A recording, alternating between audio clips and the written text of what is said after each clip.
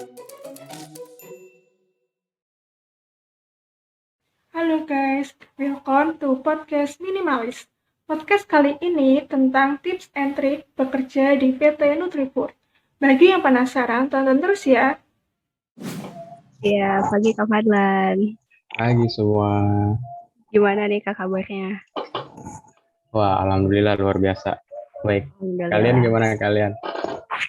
Kalau aku baik Kak, gimana nih yang lain? Kalau aku baik, Kak. Baik, Kak. Terima kasih. Alhamdulillah. Iya, pagi Kak Fadlan. Pagi semua. Gimana nih Kak kabarnya? Wah, alhamdulillah luar biasa. Baik. Alhamdulillah. Kalian gimana kalian? Kalau aku baik Kak, gimana nih yang lain? Kalau aku baik, Kak. Baik, Kak. Terima kasih. Alhamdulillah. Sebelum ke pertanyaan berikutnya, boleh nih Kak Fadlan kenalan dulu aja. Nah, itu maksudnya perkenalan dulu. Oke. Dari saya nih. Oke, selamat pagi semuanya. Pagi menjelang siang ya. Sebelumnya, perkenalkan saya Muhammad Fadlan Perdana. Biasa dipanggil Fadlan.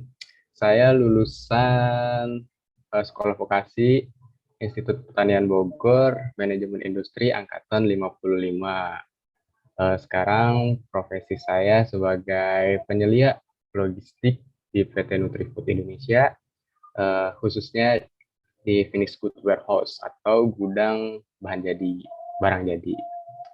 Tuh, oke.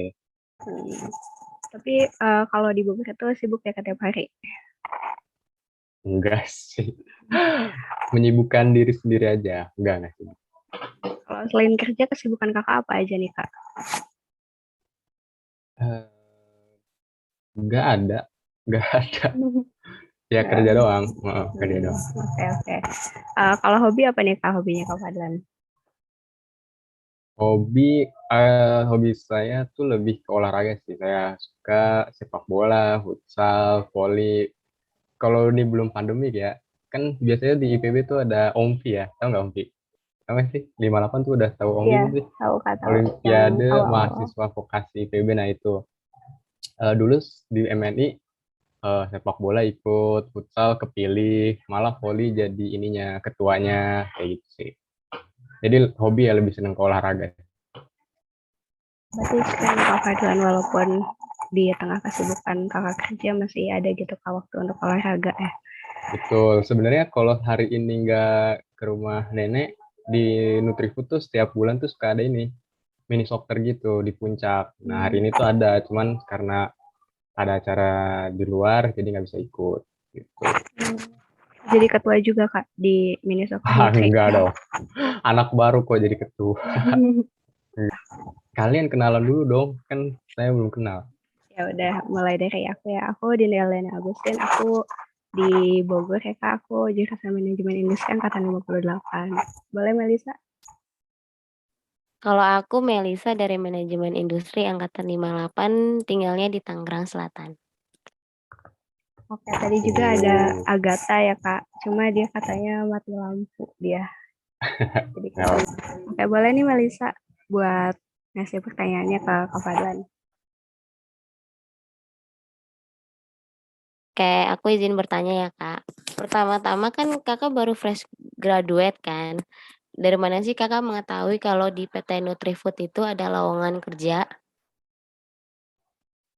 Oke, jadi sebenarnya kalau buat Nutrifood sendiri ya, atau lowongan kerja di Nutrifood tuh dari teman tuh nge-share poster di grup angkatan 55. Jadi ya dari situ kalau Nutrifood gitu, tahu ada lowongan nih Nutrifood ya dari poster itu. Jadi ya udah apply deh gitu. Tapi kalau misalnya sebenarnya kalau di aku nge-apply itu bukan di Nutrifood aja sebenarnya. Jadi kalau di IPB itu ada namanya CDA, apa ya lupa kepanjangannya. Jadi itu lebih ke karir gitu, karir development kalau nggak salah, asosiasi kalau nggak salah ya kepanjangannya. Jadi ada juga Instagramnya. Jadi di situ juga kadang-kadang dia nge-share beberapa lowongan pekerjaan gitu. Jadi kadang-kadang nge-apply juga tuh yang suka di-share sama CDA IPB itu. Itu sih. Cuman kalau buat Nutrifood dari poster, dari temen yang nge-share poster di grup angkatan gitu. Oke, aku lanjut nanya ya, Kak. Apa sih yang membuat Kakak apa alasan Kakak untuk melamar atau bergabung di PT Nutrifood? Eh, Alasan ya, kalau alasan sebenarnya nggak ada alasan khusus kenapa sih ya aku mau daftar gitu ke Nutrifood, karena sebenarnya bukan ke Nutrifood aja tadi yang aku bilang, aku ngelamar tuh ke beberapa perusahaan. Jadi kenapa ngelamar ya, karena waktu itu kan gap atau interval waktu antara kelulusan dengan wisuda itu lama tuh. Nah di situ tuh aku gabut kan, ngapain aja sih, main game doang, olahraga, sama ya nonton film segala macem gitu, bosan gitu, apa aktivitasnya itu aja. Jadi ya udah aku putusin buat akhirnya nge-apply lah ke beberapa perusahaan gitu. Ada yang nyantol deh jadi. Selanjut lagi ya, Kak. Persiapan apa saja yang perlu disiapkan sebelum Kak Fadlan melamar ke PT Nutrifood? Persiapannya tentunya update CV terbaru kita. Terus aku lebih ke ini sih, ketika aku udah nge-update CV, ya udah tuh apply kan waktu itu cuman disuruh nge-apply CV segala macam surat lamaran.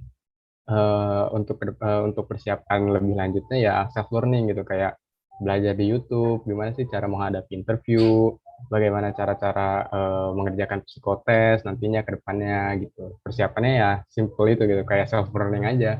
Ke depan kita udah tahu nih step-stepnya bakal ngapain, ya kita belajar sendiri gitu. Oke, oke.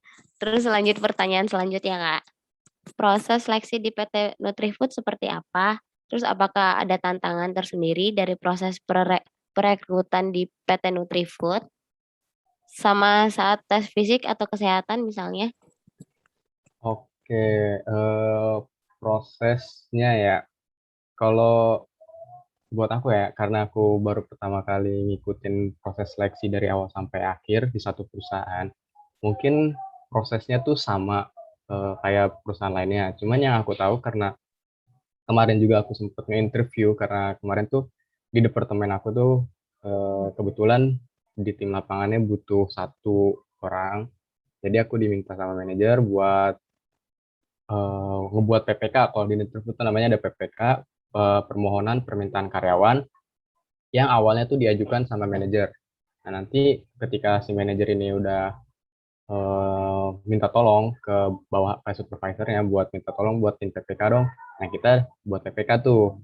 Buat PPK lalu dikirim ke HR, ke HR. Terus selanjutnya ya biar HR yang ngurus proses rekrutmen selanjutnya gitu. Tentang apa aja sih yang dibutuhin gitu. Segala macamnya gitu, kompeten seperti apa yang dibutuhkan. Ntar kita yang punya listnya, HR yang nyari gitu. Terus tadi yang pertanyaan keduanya apa? Tantangan ya? Kamu di mute. Oke, tantangan tuh ya. Eh, Sebenarnya kalau untuk tantangan, setiap proses seleksi itu punya challenge-nya masing-masing gitu, unik gitu. Kayak proses rekrutmen di tahap interview. Ya tantangannya ketika kita nggak grogi, nggak nervous, ketika kita ditanya sama interviewer, kita ditanya user, itu kita bisa menjawab gitu. Apa yang dia tanyakan, kita bisa memberikan jawaban yang mereka inginkan, yang mereka harapkan. Seperti itu. Terus untuk psikotes, tantangannya yaitu sama waktu. Biasanya kalau psikotes itu kan biasanya psikotes ada waktunya. Gimana cara kita mengerjakan soal-soal yang diberikan dengan waktu yang telah ditentukan, yang biasanya relatifnya tuh lebih cepat gitu. Daya daya daya pikir kita lah dalam mengerjakan, karena psikotes kan biasanya lebih ke psikologi, logika seperti itu kan. Nah, terus untuk tes fisik, jujur di waktu aku tuh nggak ada tes fisik gitu. Jadi cuma tes kesehatan MCU. Ketika sebenarnya kalau MCU tuh ya kita udah, MCU tuh sebenarnya di ujung kita udah pasti keterima gitu. Kalau MCU kita oke, ya auto keterima gitu. Jadi MCU kemarin alhamdulillah bagus. Kemarin tuh sempet ini sih panik karena aku kan minusnya cukup tinggi.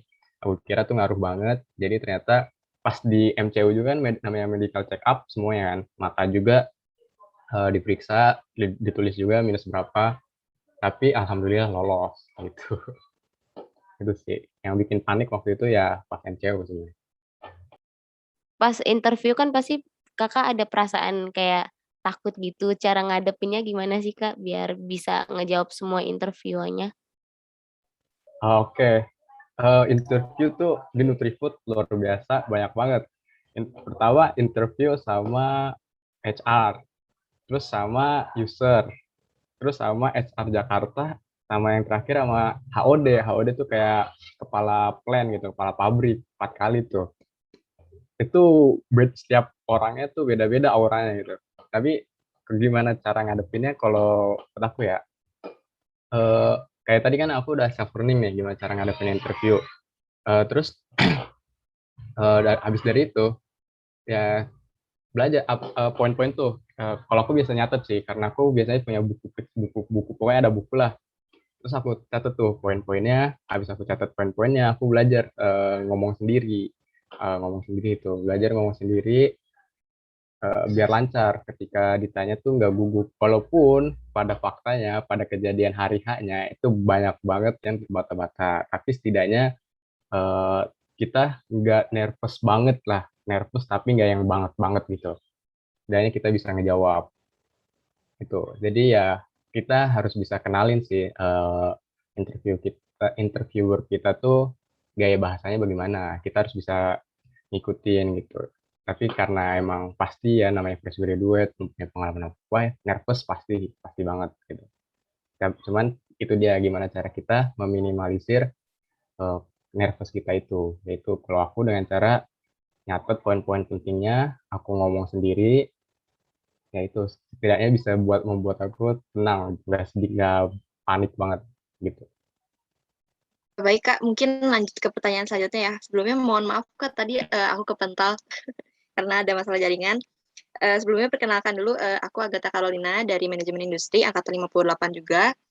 Lalu untuk pertanyaan selanjutnya, apakah posisi Kakak yang sekarang ini di PT Nutrifood itu udah sesuai dengan harapan dan keinginan Kak Fadlan gitu Kak? Posisi apa nih? Departemen atau jabatan? Atau mau dijawab dua-duanya? Boleh Kak dua-duanya, biar Oke, lengkap. dua-duanya. Kalau posisi departemen, sebenarnya cocok. Kenapa cocok? Karena ini kan warehouse. Di MNI sendiri itu banyak banget materi yang relevan banget sama kerja di warehouse. Malah aku kerja di Nutrifood, setelah gabung di Nutrifood, itu aku remind lagi tuh beberapa materi kayak TPM. Mungkin kalian belum dapat ya, TPM, Total Productive Maintenance, terus bahkan MSDM, bagaimana cara kita menghadapi atau manage banyak SDM, karena namanya kalau di departemen aku kan gudang jadi ya banyak orang-orang, banyak rekan-rekan kerja aku tuh yang ya masih orang gitu, bukan belum banyak mesinnya. Terus Kanban juga kalian mungkin belum dapet, terus SCM, banyak lah, banyak banget materi. Jadi udah cocok banget, udah sesuai banget sama eh, materi-materi atau topik-topik yang kita bahas di MNI gitu. Udah sesuai harapan lah. Terus untuk posisi jabatan, wah ini luar biasa sesuai harapan banget. Kenapa? Karena sebelumnya punya mindset gini, ketika bekerja dia minimal posisinya tuh admin gitu, setidaknya admin. Kalau mau bekerja ya, setidaknya admin dengan segala value yang aku punya saat fresh graduate, setidaknya posisi admin tuh bisa aku pegang gitu. Cuman ketika nge-apply ke Nutrifood, ternyata posisinya lebih dari admin. Admin tuh jadi bawahan aku. Jadi tuh sesuai banget, kelebihan ekspektasi gitu. Seperti itu. Berarti di jabatan ini Kakak senang dong ya kerja di Wah, jabatan dan posisi ini? saya seneng mas, seneng gitu. Karena udah lebih dari ekspektasi gitu. Ada lagi nggak? Oke, untuk pertanyaan selanjutnya, aku kurang tahu ya Kak, ini udah dijawab atau belum ya? Oh, Tadi boleh, aku boleh. keluar. Eh, Kak Fadlan itu kenapa sih memilih jabatan warehouse supervisor di PT Nutrifood ini Kak? Gitu. Oke. bukan milih ya, karena waktu di-share poster, tentang lowongan, itu adanya posisi itu gitu, penyelia ditulisnya sih penyelia logistik namanya, cuman kan, ya udah apply-nya ke situ gitu. Kenapa tadi apa, pertanyaannya kenapa milih ya? Bukan milih, karena memang yang dibuka tuh posisinya itu, jadi nge-apply-nya ya sesuai posisi yang dibuka sebenarnya. Misal di perusahaan lain, sebagai admin akunting gitu, ya udah, ngambilnya posisi itu gitu, bukan milih karena waktu itu nggak ada opsi buat milih, cuman itu doang yang dibuka lowongannya, kayak gitu. Oh, jadi sewaktu dibuka itu mungkin kakak ngerasa cocok sama jabatannya dan sesuai dengan kualifikasinya gitu kali ya, Kak? Betul betul. Oke, aku mau nanya selanjutnya, Kak. Apa suka duka Kak Fadlan bekerja di PT Nutrifood dengan posisi warehouse supervisor? Oke, suka duka ya. Sukanya, sukanya menambah wawasan baru, ilmu baru, rekan-rekan baru, pokoknya semua yang serba baru itu sukanya sebenarnya. Terus, ada lagi sukanya kalau di Nutrifood nih, aku kan namanya fresh graduate ya, belum punya pengalaman kerja, ya pengalamannya cuman based on PKL kita gitu. PKL juga ya cuman kita kerja di situ ya karena kita butuh data gitu kan. Belum benar-benar yang terjun ke dunia kerja. Jadi sukanya di Nutrifood ketika aku belum punya pengalaman yang banyak, itu tuh dibantu sama mereka. Di kita tuh ada namanya program orientasi karyawan atau POK. Jadi setiap karyawan yang baru masuk itu pasti ada POK-nya. Kita di POK itu ada list to-do-nya gitu. Poin-poin apa aja sih yang harus kita pelajarin dan kita harus ketemu siapa aja. Contoh kita namanya gudang nggak lepas dari yang namanya produksi kan. Produksi memproduksi departemen produksi memproduksi barang jadi pasti dikirim ke gudang barang jadi gitu kan. Jadi ketika aku belajar tentang produksi apa aja sih yang harus aku ketahuin dan harus ke siapa gitu aku belajarnya. Enaknya di Nutrifood gitu dibantu proses pembelajarannya. Itu sukanya. Pokoknya sukanya semua yang serba baru tuh ada sukanya. Untuk dukanya apa ya? Dukanya mungkin ini sih dukanya, di sini kan aku supervisor ya, banyak making decision-nya, pengambilan keputusannya. Mungkin dukanya ketika aku ngambil keputusan, itu salah. Kenapa itu bisa dibilang duka, karena ketika aku ngambil keputusan, kan, aku ngambil keputusan tuh buat rekan-rekan semuanya. Ketika aku salah ngambil keputusan, maka aku harus bertanggung jawab sama semuanya. Itu sih, susahnya di situ. Jadi harus, ada action plan selanjutnya yang harus aku perbuat untuk mengatasi kesalahan keputusan yang udah aku buat, gitu. Aku ada dengar juga nih, Kak, katanya PT Nutrifood nih kekeluargaannya kencang banget ya, Kak? Itu benar nggak sih, Kak? Iya sih, karena mungkin udah tahu hashtag dari Nutrifood ya, banyak banget di Instagram-nya juga, itu rumah kedua gitu. Jadi emang kekeluargaannya tuh dibantu banget, erat banget lah sama kita gitu. Kita HR dari Nutrifood tuh ada salah satu lah ya, salah satu HR tuh yang jadi bidadari kita gitu. Mereka ngebantu kita biar kita tuh nyaman kerja di Nutrifood. Tuh hashtagnya memang rumah kedua gitu. Oke, untuk pertanyaan selanjutnya,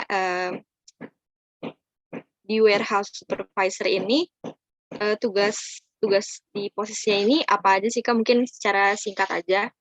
Terus mungkin sekiranya hard skill dan soft skill apa yang paling dibutuhkan buat posisi ini, Kak?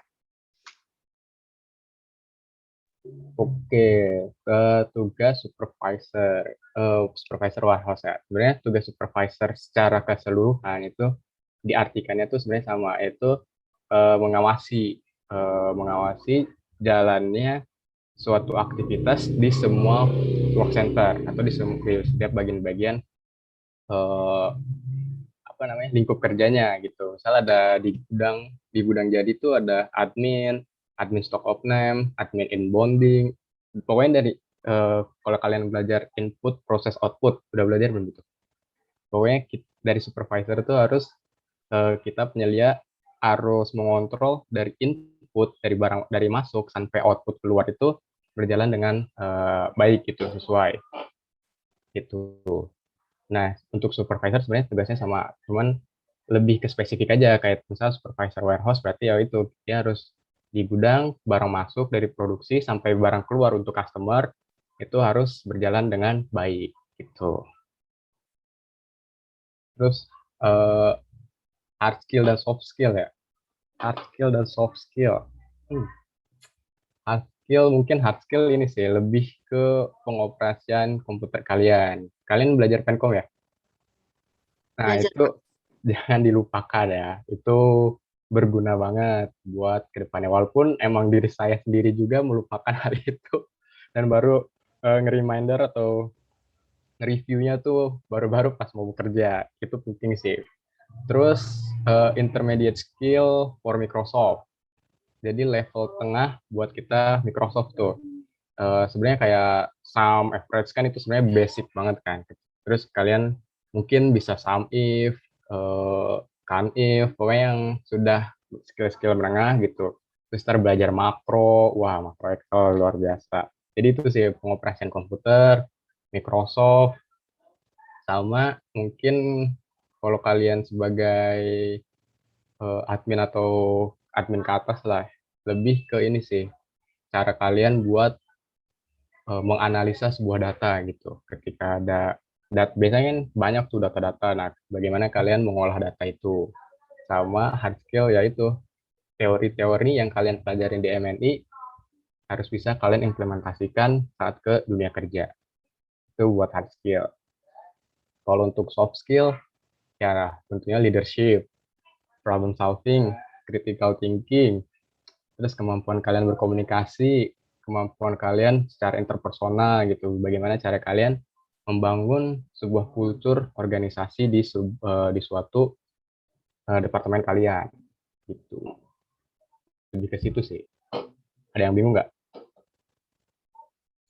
Kak, untuk posisi Kakak kan tadi ada yang tugas untuk mengawasi produksi juga ya, Kak?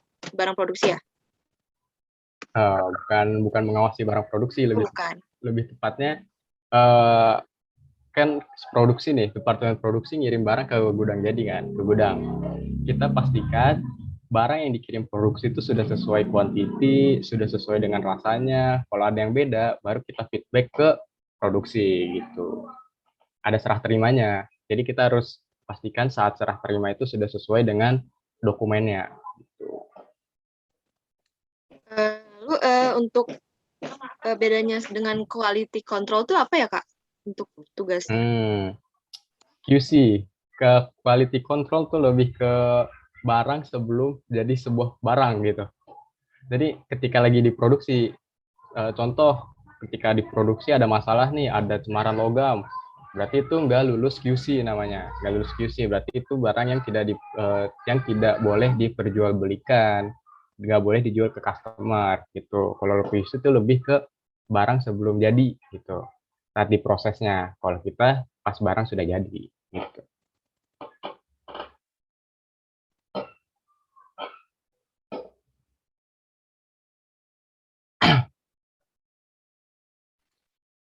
Oke, baik, Kak. Mungkin sudah cukup jelas ya. Untuk pertanyaan terakhir. Oh, udah last question. Iya, Kak. Oke. Apa aja sih, Kak, tips-tips dari Kak Fadlan nih, terutama buat mahasiswa-mahasiswi manajemen industri, buat bisa tembus di perusahaan ternama seperti PT Nutrifood ini, mohon maaf, Kak. Selain itu, gimana sih, Kak, cara buat kita semua, terutama sebagai lulusan D3 ini nantinya bisa survive di dunia kerja, gitu, Kak? Tips apa tipsnya? Bukan motivator. Tipsnya gini sih, kalau buatku dulu kenapa mau kerja ya karena tadi kan ada gap waktu antara kelulusan dengan wisuda yang cukup lama, jadi akhirnya ya udahlah iseng-iseng apply. Nah, ketika kita nge-apply, usahakan kalian tuh jangan pilih-pilih gitu. Maksudnya pilih-pilih gimana sih? Kayak tadi, misal perusahaan buka lowongan gitu, tapi posisi jabatannya nggak sesuai dengan yang kalian inginkan gitu. Nah, kalian nolak gitu, nggak kalian apply. Terus atau kalian misalnya, wah posisinya nih nggak tahu nih apa nih business development, apa ya pengembangan bisnis. Selagi kalian tahu tahu sedikit aja tentang lowongan yang sedang dibuka, nggak ada salahnya gitu ketika kalian nge-apply itu gitu. Apply aja gitu. Kan we will never know gitu kan kalau kita nggak coba gitu.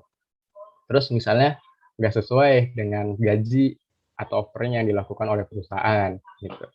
Sebenarnya semua tolakan yang kalian lakukan itu hak kalian sebenarnya kalian nolak. Cuman kalau aku boleh saran, ketika kalian fresh graduate, kualitas apa sih yang kalian punya, value apa yang kalian punya gitu. Kalian milih sana sini gitu. Ya perusahaan melakukan offering itu ya sesuai dengan kualitas yang kita punya, apa yang bisa kita jual gitu. Jadi kalau aku sebagai fresh graduate ya aku nggak milih-milih gitu. Selagi perusahaan bisa nilai kualitas aku segini ya aku terima gitu. Nanti juga seiring dengan berjalannya waktu, kualitas diri kita tuh nambah, value kita nambah. Jadi ya proses itu penting gitu. Proses itu penting. Jadi walaupun kita awalnya sebagai admin di bawah posisinya, jadi ya lama-kelamaan nanti juga kita bisa merangkak ke posisi ke atas gitu.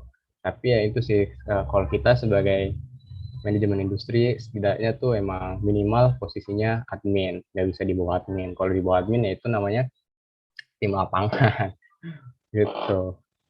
Itu sih maksudnya jangan kebanyakan milih-milih lah. Kita punya apa sih sebagai fresh graduate gitu. Nggak ada yang bisa kita jual kan. Kita bisa jual ya kalau kita punya pengalaman yang banyak segala macam. Nah itu prosesnya ya itu waktu kita memulai bekerja gitu. Bisa nambah value. Terus gimana cara kita survive? Ini penting sih. Kenapa? Karena jujur emang waktu kemarin tuh aku sendiri kena mental. Kena mental karena banyak karena aku ngebawahin banyak orang kan, banyak rekan-rekan. Jadi human behavior itu emang penting sih. Gimana cara kita mengetahui perilaku manusia gitu. Karena perilaku manusia kan nggak sama rata, unik-unik. Jadi ya itu cukup kena mental sih, nangis sampai ya curhat ke HR gimana gini ya gitu. Cuman gimana cara kita survive? Sebenarnya balik lagi ke diri kita.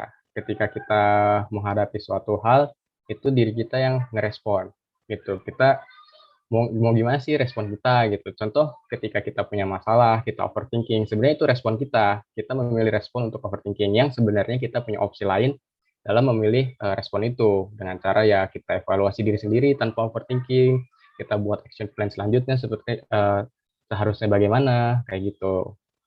Cuman ya memang overthinking kan wajar. Ya itu cuman lebih baik kita punya cara lain untuk menghadapi hal itu. Respon kita udah siap belum gitu buat ke dunia kerja. Jadi aku lebih gitu sih ketika ada sesuatu masalah, gimana cara menghadapinya ya jangan langsung ngambil keputusan, jangan langsung, aduh gua kena mental nih, aduh ini susah nih, pusing banget gitu. Ya udah kita jalanin saja, kita punya opsi buat memilih kita mau ngelakuin atau mungkin kita diem aja dan merenung gitu ya. Itu pilihan diri kita sendiri, lebih ke apa ya itu pendewasaan mungkin ya, lebih ke pendewasaan gitu. Survive-nya itu dengan case by case, learning day by day itu. Dengan case sebelumnya kalian pusing, di kemudian hari ada case baru, mungkin kalian bisa belajar dari case sebelumnya, dari masalah sebelumnya, udah jadi lebih dewasa gitu sih. Mungkin itu. Berarti kuncinya kita harus kuat mental ya Kak, sama mau maju lah ya gitu ya. Betul, kuat mental, betul banget, of course. Oke, mungkin tadi pertanyaan dari kami yang bisa kami sampaikan ke Kakak. Makasih banyak Kak buat tips-tips dan insight dari Kak Fadlan sendiri. Dan untuk sekarang mungkin aku kembalikan ke Dinda. Kalian simulasi kerja ya ntar pas kalian PKL gitu. Cuman itu masih 10%-nya lah kalau kalian terjun ke dunia kerja langsung. Itu simulasi kerja PKL. Cuma 10%. Gitu. Berarti kalau kayak lingkungan di pas PKL sama pas kerja itu beda ya Kak? Banget, beda banget. Ya, kalian PKL, mungkin kalian juga belum PKL ya. Kalian kan fokus buat tugas akhir kalian, data kalian, kalian mau ngapain. Kalian lebih fokus ke situ. Ketika kalian dikasih kerjaan juga, kerjaan administrasi biasa gitu. Nggak sampai kalian harus mikir gimana-gimana gitu sih. Kalau kerja kan, kalian olah data juga untuk improvement. Nah, improvement itu yang sebenarnya yang bikin aku kena mental tuh improvement sih. Harus improvement apa sih yang harus aku kasih buat Nutrifood. Oke Kak Fadlan, makasih ya Kak udah sharing lagi nih pengalaman Kakak. Apalagi khususnya yang tadi yang survive itu ya Kak, emang dibutuhin banget ya Kak sama banyak orang. Mungkin kalau dari aku cukup ya Kak. Kalau dari yang lain mungkin ada yang mau ditanyain lagi? Ini aku makasih banget loh, gila ini nyampe dibuatin apa nih podcast minimalis nih. Kalian buat sendiri? Iya, Wow, ya luar biasa. kelompok sih Kak, bareng-bareng. Iya, maksudnya kalian niat banget itu. Nyampe dibuatin kayak gini. Luar biasa. Oh iya, aku mau nambahin sesuatu nih satu. Oh boleh-boleh Kak, boleh banget. Kalian masuk organisasi nggak? Akma Pesa atau apa gitu? Kayaknya Melisa masuk Akma Pesa ya? Oh enggak. Oh, enggak. Salah Aku berarti. Aku Akma Kak. belum. Hah? Dinda Akma Pesa? Iya Kak. Nah itu penting sih maksudku. Nggak tahu ya pribadi. Organisasi itu cara kalian buat making decision tadi, buat pengambilan keputusan. Ketika kalian banyak berpikir, berorganisasi, itu ngebuat soft skill kalian tuh bertambah. Itu doang. Kalian promoin masuk aja ke Mapesa. Aku dulu di eksternal. Ketua departemen Kak. Bukan, ketua departemenku Sarifudin. Sekarang satu kosan, dia kerja di Cimory. Sekarang satu kosan sama aku. Ketua departemennya dia. Gitu. Itu sih. Masukkan aja ya, maksudnya organisasi itu penting sebenarnya. Terserah kalian mau organisasi di kampus, di luar kampus, lagi itu organisasi, bisa dimasukin ke CV, lebih bagus gitu. Itu sih udah, nambahnya itu doang. Oke, makasih banyak ya buat Kak Fadlan. Tadi udah sharing, udah ngasih masukan juga. Semoga kedepannya lancar-lancar terus ya Kak, dan juga bisa ngedapetin apa yang Kakak mau gitu. Kayak tadi bekerja di perusahaan yang Kakak mau ya Kak. Amin. Amin. Ya, sehat-sehat terus kedepannya Kak Fadlan. Terima kasih. Selamat pagi Kak. Terima kasih semuanya.